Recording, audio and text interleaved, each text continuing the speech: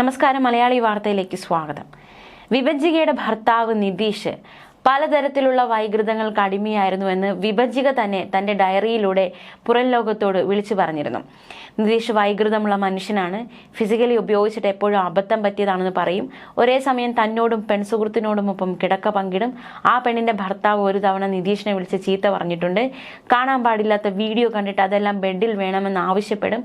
ഭാര്യയുടെ കൂടെ കിടക്കുന്നതിനെ കുറിച്ച് മറ്റൊരു പെണ്ണിനോട് ഡിസ്കസ് ചെയ്യും. പട്ടിയെപ്പോലെ തല്ലും. ആഹാരം തരില്ല. പുറത്തോ നാട്ടിലോ കൊണ്ടുപോകില്ല. അങ്ങനെ ഒരുപാട് വൈകൃതങ്ങൾ നിതീഷ് ചെയ്തു കൂട്ടിയെന്നാണ് വിഭജിക തന്റെ ഡയറി കുറിപ്പിലൂടെ എഴുതി വച്ചിരിക്കുന്നത്. ഇതിന് പിന്നാലെ ഇപ്പോൾ ചില ചിത്രങ്ങൾ കൂടി പുറത്തു വന്നിരിക്കുകയാണ്. നിതീഷ് ലിപ്സ്റ്റിക്കും മാലയും നെറ്റിച്ചുട്ടിയും അണിഞ്ഞ് നിൽക്കുന്ന ഒരു ചിത്രവും കൂടാതെ അടിവസ്ത്രം അണിഞ്ഞ് നിൽക്കുന്ന മറ്റൊരു ചിത്രവുമാണ് പുറത്തു വന്നിരിക്കുന്നത്. വിഭജികയുടെ ഭർത്താവിന് എന്തൊക്കെയോ പ്രശ്നങ്ങളുണ്ട് എന്ന് എല്ലാവർക്കും അറിയാമായിരുന്നു. പക്ഷേ ഇത്ര ഗുരുതരമായ വൈകൃതമാണ് ഇവൻ ഉണ്ടായിരുന്നതെന്ന് അറിഞ്ഞിരുന്നില്ല. പെണ്ണുങ്ങളുടെ അടിവസ്ത്രവും ലിപ്സ്റ്റിക്കും എല്ലാം ഇട്ട് അവൻ ഫോട്ടോ എടുക്കുന്നത് കണ്ടു. അവളുടെ ഭാഗത്തും തെറ്റുണ്ട്. ഇങ്ങനെ ഒരുത്തനെയാണ് ഭർത്താവാണ് എൻ്റെ ലോകമെന്നും പറഞ്ഞ് അവൾ കൊണ്ടു നടന്നിരുന്നത്. ഇത്തരത്തിലൊരു അടിക്കുറിപ്പോടെയാണ് ഒരു ഫേസ്ബുക്ക് പേജിൽ ഈ നിതീഷിന്റെ ഈ ചിത്രങ്ങൾ പങ്കുവച്ചിരിക്കുന്നത്. തീർത്തും നടക്കുന്ന വിവരങ്ങളാണ് ഓരോ ദിവസവും ഈ ഒരു സംഭവവുമായി ബന്ധപ്പെട്ട് പുറത്തു വന്നുകൊണ്ടേയിരിക്കുന്നത്. എന്തായാലും മകൾക്ക് വേണ്ടിയുള്ള പോരാട്ടം തുടരും എന്ന് ഉറച്ചു നിൽക്കുകയാണ് ആ അമ്മ. ഏതറ്റം വരെയും പോകും, മരണം വരെ മകൾക്ക് നീതി കിട്ടാൻ പോരാടും എന്ന ദൃഢനിശ്ചയത്തിൽ ആ അമ്മ ആയിരിക്കുകയാണ്. വിവാഹം കഴിഞ്ഞ നാൾ മുതൽ വിഭജിക നിതീഷിൽ നിന്നും പീഡനം നേരിട്ടിരുന്നുവെന്നാണ് അമ്മ ശൈലജ പരാതി പറഞ്ഞിരിക്കുന്നത്. നിതീഷിന്റെ സഹോദരി നീതുവും അച്ഛനും മകളെ മാനസികമായി പീഡിപ്പിച്ചിരുന്നു. സ്ത്രീധനത്തിന്റെയും പണത്തിന്റെയും പേരിലുള്ള വേട്ടയാടൽ വിഭജിക നേരിട്ടു. നിതീഷിന്റെ വഴിവിട്ട സാമ്പത്തിക ഇടപാടുകൾ വിഭജിക ചോദ്യം ചെയ്തു. ഇത് വിഭജികയോടുള്ള വൈരാഗ്യം കൂട്ടി. മകൾ ക്രൂരമർദ്ദനത്തിന് ഇരയായിരുന്നു. അതിന്റെ ചിത്രങ്ങൾ അടക്കമുള്ള തെളിവുകളുമായാണ് മുഖ്യമന്ത്രിക്കും സംസ്ഥാന പോലീസ് മേധാവിക്കും വിഭജികയുടെ കുടുംബം ഇപ്പോൾ പരാതി നൽകിയിരിക്കുന്നത്. ഇക്കഴിഞ്ഞ ചൊവ്വാഴ്ചയാണ് വിഭജികയും കുഞ്ഞിനെയും ഷാർജയിലെ വീട്ടിൽ മരിച്ച നിലയിൽ കണ്ടെത്തിയത്. ഒരേ കയറിൽ തൂങ്ങിയ നിലയിലായിരുന്നു മൃതദേഹങ്ങൾ. മരണകാരണം സ്ഥിരീകരിക്കുന്നതിനാണ് നാട്ടിൽ റീപോസ്റ്റ്മോർട്ടത്തിന്റെ സാധ്യത കുടുംബം ആലോചിക്കുന്നത്. ഭർത്താവിനും കുടുംബത്തിനുമെതിരെ വിഭജിക ഫേസ്ബുക്കിൽ ഒരു കുറിപ്പ് പങ്കുവച്ചിരുന്നു.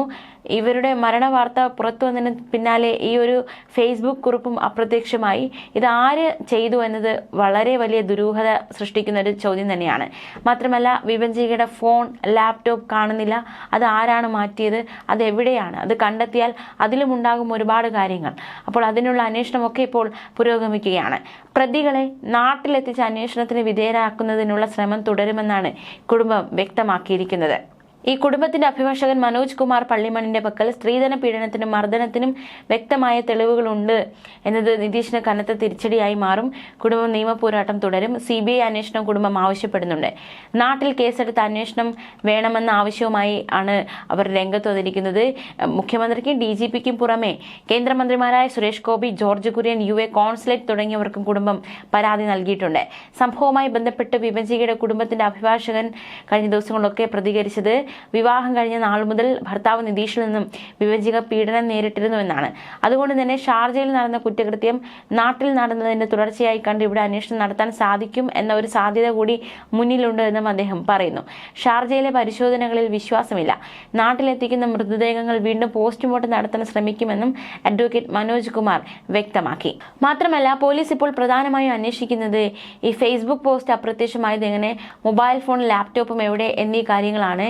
എന്തായാലും ഈ കേസിന്റെ അന്വേഷണം എന്തായാലും ഇപ്പോൾ കഴിഞ്ഞ ദിവസം പോലീസ് കേസെടുത്തിരുന്നു.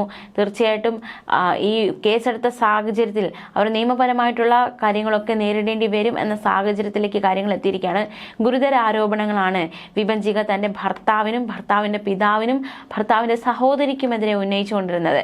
അതായത് ഈ ഭർത്താവിന്റെ പിതാവ് തന്നെ മോശമായി ഉപയോഗിച്ചു, അല്ലെങ്കിൽ തന്നെ അത്തരത്തിൽ തന്നോട് മോശമായി പെരുമാറി എന്നതടക്കമുള്ള വെളിപ്പെടുത്തലുകൾ വിഭജിക നടത്തിയിരുന്നു.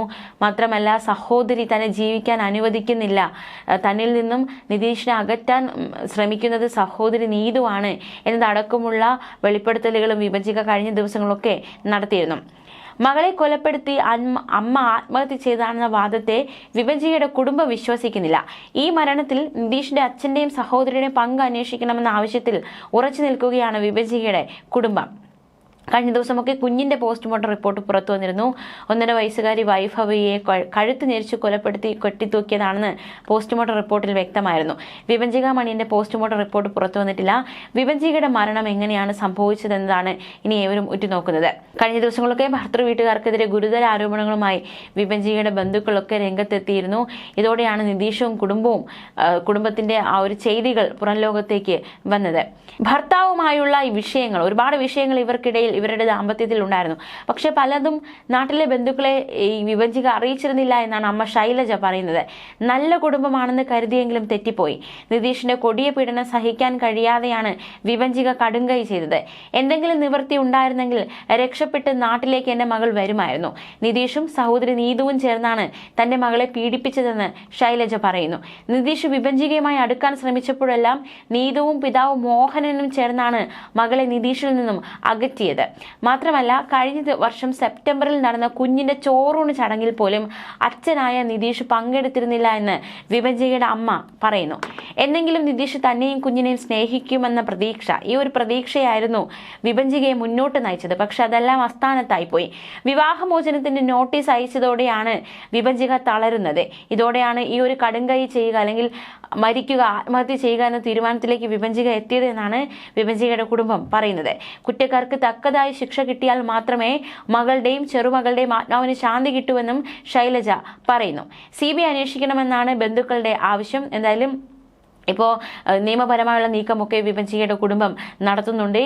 നിതീഷ് മോഹനുമായി അകന്നു കഴിഞ്ഞ വിഭജിക മാനസികമായി തളർന്ന്, മാത്രമല്ല കുഞ്ഞുമായി മറ്റൊരു ഫ്ലാറ്റിലായിരുന്നു ഇവർ താമസിച്ചിരുന്നത്. ഈ ഫ്ലാറ്റിലാണ് വിഭജികയും കുഞ്ഞിനെയും ഒരേ കയറിൽ മരിച്ച നിലയിൽ കണ്ടെത്തിയത്. ഈ ഒരു ഫ്ലാറ്റിൽ ജോലിക്ക് നിന്ന ജോലിക്കാരി വന്ന് വാതിൽ തട്ടിയപ്പോൾ വിഭജിക തുറക്കുന്നില്ല. ഇതേ തുടർന്ന് നിതീഷിനെ വിളിച്ചു വരുത്തുകയായിരുന്നു. അങ്ങനെയാണ് നിതീഷ് എത്തി നോക്കിയപ്പോഴാണ് ഇത്തരത്തിൽ മരിച്ച നിലയിൽ കണ്ടെത്തിയത്. വിഭജികയുടെ കാൽമുട്ടുകൾ തറയിൽ മുട്ടിയ നിലയിലായിരുന്നു മൃതദേഹം ഉണ്ടായിരുന്നത്.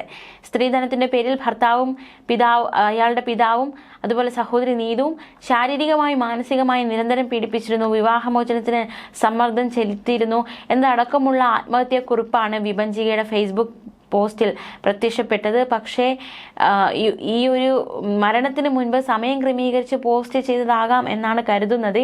ആ പോസ്റ്റ് പിന്നീട് അപ്രത്യക്ഷമാകുന്നു. അതിന് പിന്നിൽ ആരാണ് എന്ന ചോദ്യം ഉയരുന്നു. തന്റെ സ്വർണ്ണാഭരണങ്ങളെല്ലാം ബാങ്ക് രേഖകളുമെല്ലാം വിഭജിക ഗുരുവായൂർ സ്വദേശിയായ ബന്ധുവായ സ്ത്രീയെ സുഹൃത്ത് വഴി ഏൽപ്പിച്ചിരുന്നു.